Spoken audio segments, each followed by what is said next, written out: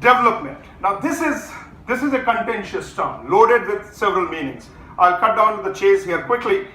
The idea of development itself, which people now think of as an ideology of developmentalism, emerges in the post-war period. Remember, the Second World War finishes.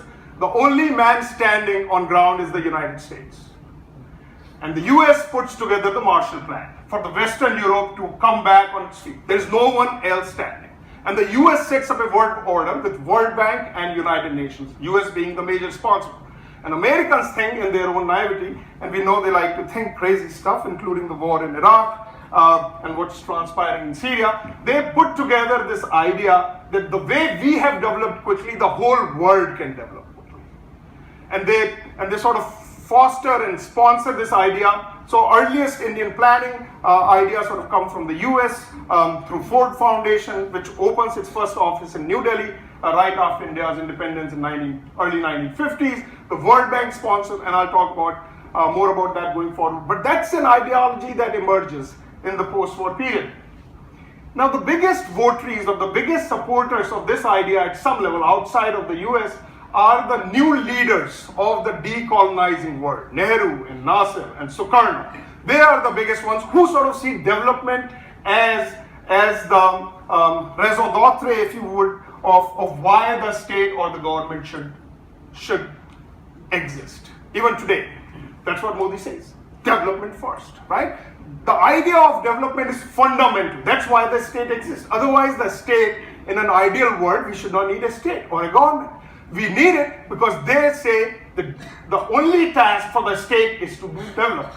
Now, what is development? The development, these new elites sort of saw their own countries as poor, unjust, oppressive, and traditional.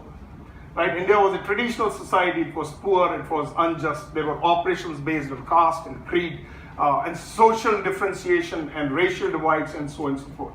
The move from such a society towards a prosperous, a just, equitable, and a modern society is development, right? So the move from this kind of a society to this kind of a society is development. How do you do that is the question. How do you do it?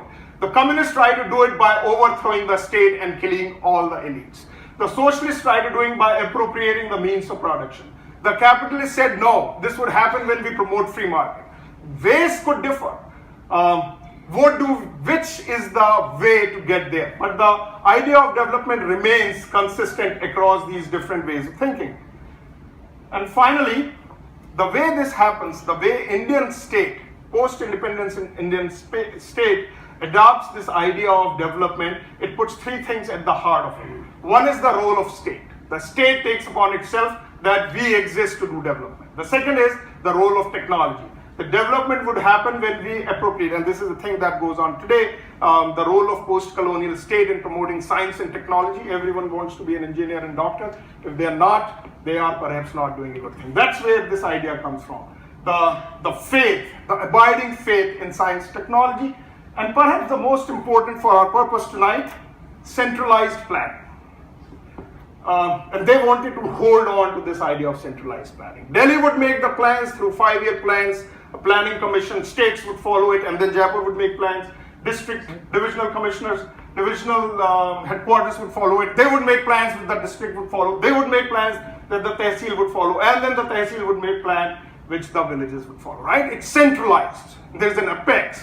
Very Russian and Chinese in thinking. But that's how we sort of thought of planning. We centralized the idea.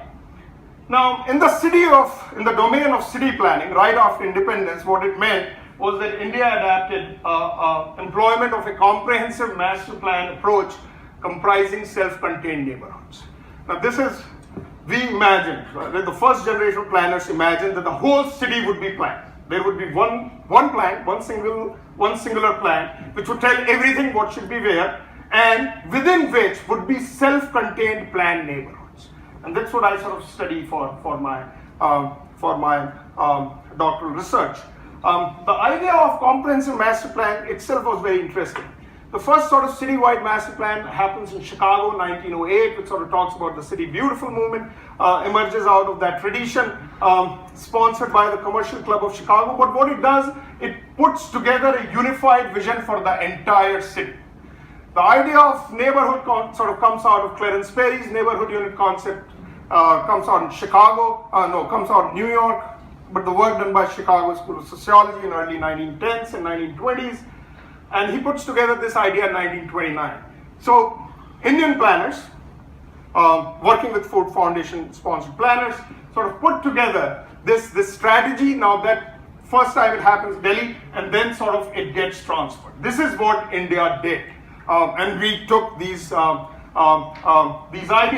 that sort of come out of a cutting UK-US experience in the first half of the 20th century. Remember, the City of London makes its first master plan mid-1940s, right after the World War is over, Peter Abercrombie's.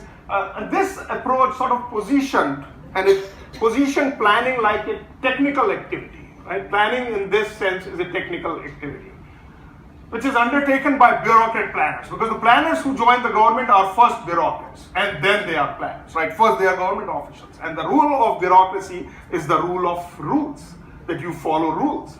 That's why on a 40 feet road it is 15 feet. It's not 14 and a half, and it's not 15 and a half, because the rule is that it's 15, right? And it comes out of tradition that it developed in the US and UK over the course of 150 years, and we sort of adopted it wholeheartedly. Now this was both important. It was important because India really was a traditional and a poor and oppressive society, and we had to modernize it and we had to develop it. And to the kudos of the first generation of planners and engineers and many of our fathers and elders, these are the guys who are putting together the steel plants so that India today is self-sufficient in steel, putting together the coal mines, putting together the irrigation works so that we have water, putting together the power plants, putting together the cities where we live in. So it is an incredible contribution. But using hindsight and in retrospect, this idea sort of comes from outside. And with the help of a few external consultants, the first generation of Indian planners does an incredible job. They built something like 65 new cities across the length and breadth of this country. All of them completely master planned, all of them using self-contained neighborhood unit as the building block.